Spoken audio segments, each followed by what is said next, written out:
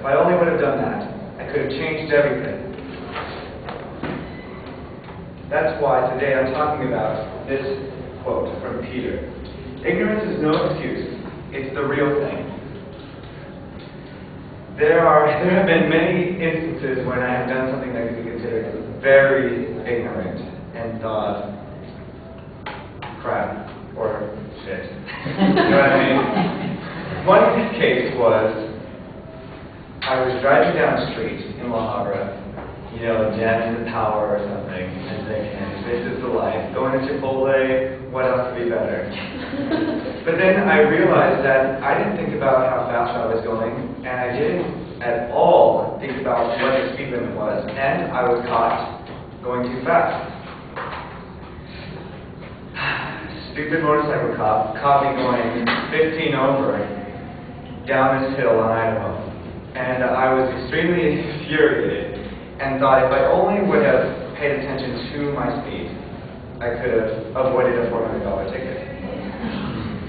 So, there's one case where ignorance is no excuse. It is what it is. The next topic that I will be speaking about is, in fact, the test that we had today. In our speech class with Mr. Kirkhan, we had a 40-question test. That was supposed to be that was supposed to be answered correctly and probably very easily if you would have read the material. But, unlike myself, unfortunately, I had no recollection of the test. But I could have avoided it by looking at the syllabus. Also, in this case, I'm sure both of you have caught, or all of you have caught, that my ignorance was no exception to not having the test, or to have the test. So, there are two cases in both which this quote stands very, very true. Which, how true can you get? It's just true, I guess. But, as we humans are prone to ignorance, there is still a chance of having no ignorance by educating ourselves on every little thing we can, and by being on top of everything that we do. So, that this topic, or this quote, ignorance is no excuse, is very true, but I also think that we can avoid it.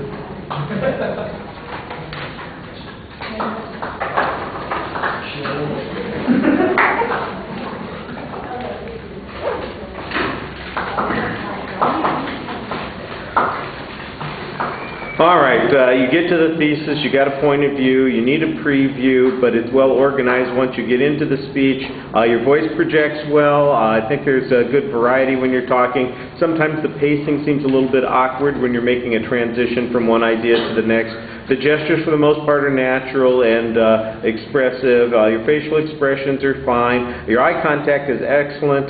You look poised and confident while you're up there speaking. I think that you've got a good conclusion to the speech. You come back to your point.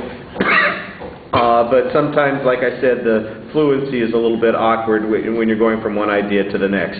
Sorry about the rushing there, but we're trying to apparently get people out of here because they're all antsy. All right.